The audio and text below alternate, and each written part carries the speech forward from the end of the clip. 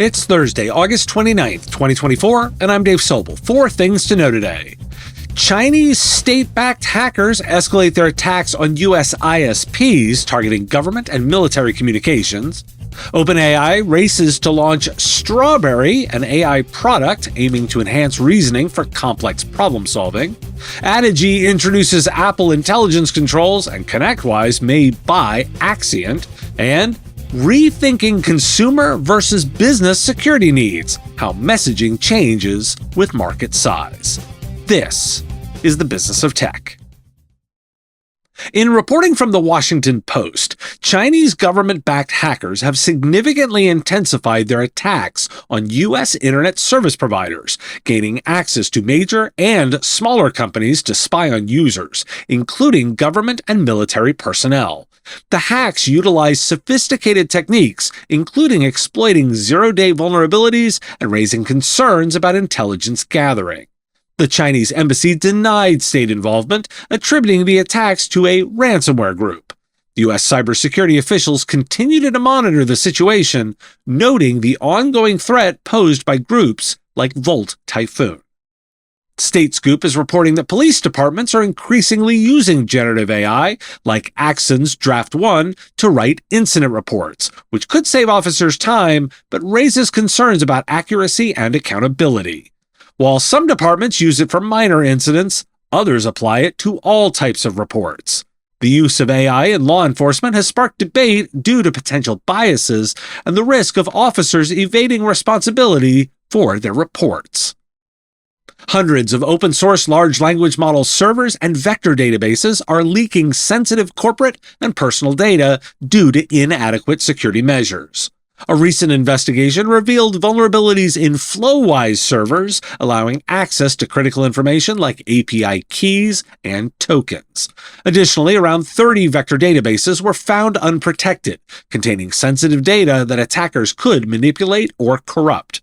Organizations should restrict access, monitor activities, and apply software updates to mitigate risks. Why do we care? Chinese hackers in ISPs feels like headline news this audience wants to know about. They're gathering intelligence, which shouldn't be shocking, although it's pretty notable. One attack vector I noted was watching for passwords over the wire. I wanted to note law enforcement's use of generative AI and leave that one for you to ponder. Consider large language models as a data attack vector. This is worth considering with your clients and a value you can add to for managing. Trinity Cyber is a revolutionary new capability that helps MSPs expand security services and grow your business while improving margins. Automated threat mitigation and full content inspection, inline and in real time. That's right, in real time. These guys seem to have finally invented the man in the middle we have been waiting for. Here's what Wayne Porter, owner of MSP Allegheny Computer Services, has to say. The thing that really makes Trinity Cyber different from a technical aspect is it's a new ability to neutralize any adversary, and it does it automated, inline, and real time. Lessen your workload, reduce your expenses, and increase your margins with Trinity Cyber. Visit trinitycyber.com/MSP4 to learn about their discounted MSP pricing options. OpenAI is racing to launch a new AI product codenamed Strawberry, which aims to enhance reasoning capabilities in chatbots, particularly in solving complex problems like math and programming. This initiative is part of OpenAI's strategy to maintain its competitive edge in conversational AI, especially with the upcoming launch of its flagship model, Orion. Strawberry could also help generate high-quality training data to reduce errors in AI outputs. The technology was demonstrated to U.S. national security officials and was previously known as Q-Star. This explains the strawberry emojis bouncing around the internet. Google has expanded its Gemini 1.5 AI models with 3 new experimental versions, including a smaller model and improved Pro and Flash variants. These models can process extensive multimodal inputs and achieve near-perfect retrieval rates. While the reception has been mixed, Users can test the models for free in Google AI Studio and the Gemini API. Anthropic has published the system prompts for its AI models, including Claude 3 Opus, aiming for transparency and ethical practices in AI development. These prompts outline the model's capabilities and limitations, such as avoiding facial recognition and maintaining impartiality on controversial topics. Anthropic plans to regularly update and disclose changes to these prompts, potentially pressuring competitors to follow suit. Why do we care? There are two significant changes here. OpenAI showed their release to the US government before release, and Anthropic published its system prompts. That's my primary focus. Assume the models themselves become commodities. How each company approaches regulation and security will be a competitive difference. OpenAI is electing to manage regulation concerns by consulting with the government, which is a new strategy. So, Anthropic is bringing more transparency to their prompts as their differentiator.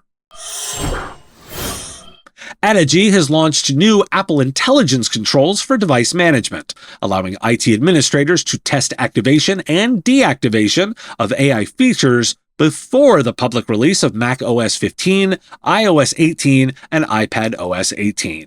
These updates address data security concerns by enabling organizations to manage AI settings on their devices. Addigy customers can utilize these controls alongside Apple's AI beta to enhance device management during the transition. SaaS Alerts has launched a new managed SaaS Alert solutions for managed services providers that offers 24/7 monitoring and expert support to enhance cybersecurity for SaaS applications. Key features include continuous incident analysis, monthly reporting, and proactive security enhancements. The service aims to help MSPs protect their clients against increasing SaaS-related threats, and it will be available starting September 1st for 75 cents per user per month. SureWeb has become the first cloud solutions provider to offer SentinelOne's Purple AI to managed services providers, enhancing their cybersecurity operations with generative AI capabilities. This solution aims to improve threat hunting, investigation, and incident response, addressing skill shortages and streamlining security processes. And in what is a rumor, but will unnecessarily cause a freakout for many, CRN is reporting that ConnectWise is finalizing a deal to acquire Axcient, that business continuity and disaster recovery vendor, for $400 million to $500 million. This acquisition aims to enhance ConnectWise's offerings against competitors like Kaseya. Why do we care? What's interesting to me is that the noise around the MSP community will be around ConnectWise, a deal that's notably not done, glossing over two other key moves. Addigy has support for Apple Intelligence even before it's in the field. I keep talking about AI governance. Well, here's a tool for it. Plus, I found it notable that SureWeb is the first to market with SentinelOne on the AI product. Now, SentinelOne is not very exclusive with their deals. It seems they'll do one with everyone. But a launch partner is always a notable choice. Providers, these are the more interesting stories out there. Some big ideas for you. Why does getting a job in tech suck right now? The article from RYX, the current challenges in tech hiring stem from a talent redistribution towards larger companies, increased dishonesty in applications, and the influence of AI on hiring practices. While AI is not replacing engineering jobs, it is affecting the hiring landscape by making it easier for candidates to misrepresent their qualifications. Additionally, venture capital is shifting towards capital-intensive AI projects rather than labor-intensive ones, impacting job availability.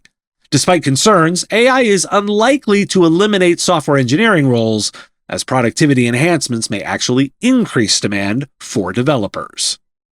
And a follow-up to my live show from Wednesday, and for those of you that weren't there, you'll get it tomorrow in the podcast feed, and it's on YouTube already. From The Verge. Hello, you're here because you compared AI image editing to Photoshop. The article discusses the implications of AI image editing compared to traditional tools like Photoshop, highlighting concerns about the ease of creating manipulative images and the erosion of trust in photography. It argues that while Photoshop requires skill and time, AI tools drastically lower these barriers, making it easy for anyone to produce convincing fakes. The piece also addresses societal issues stemming from image manipulation, such as unrealistic beauty standards and misinformation, and emphasizes the challenges of regulating AI technology effectively. How about this article? Stop paying for antivirus software. Here's why you don't need it. Got your attention? The article argues against the need for paid antivirus software, highlighting that built-in security features like Microsoft Defender protect most users. It notes that many Americans still pay for third-party antivirus, often due to generational habits, but emphasizes that modern threats primarily target businesses rather than individual consumers. The piece suggests letting subscriptions to services like Norton or McAfee expire, as default protections are generally sufficient for home users. And Josh Brown argues for optimism as a default mindset, contrasting it with pessimism, often leading to missed opportunities. He reflects on historical financial events, emphasizing that successful investors and builders typically adopt a positive outlook, even amidst crises. Despite current challenges, he encourages a focus on potential improvements and progress, asserting that optimism ultimately prevails and is essential for long-term investment and growth. Why do we care? If you need a weekend boost, Brown's take is one. I include The Verge's thought piece to consider the level of friction required to make a technology mainstream. But the main story to ponder is security. There's an interesting dynamic here. What is appropriate for business differs from what's appropriate for consumers, and we struggle to deliver a message that speaks to users on their terms. I wanted to offer this perspective to help you consider how to reconcile messaging, particularly for smaller businesses. Thanks for listening. Today is National Lemon Juice Day.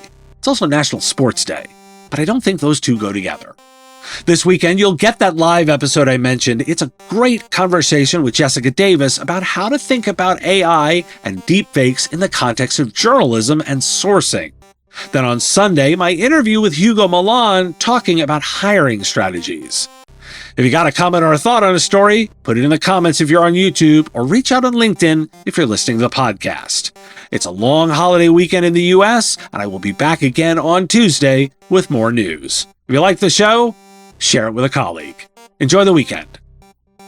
The Business of Tech is written and produced by me, Dave Sobel, under ethics guidelines posted at businessof.tech. If you like the content, please make sure to hit that like button, follow, or subscribe. It's free and easy and the best way to support the show and help us grow.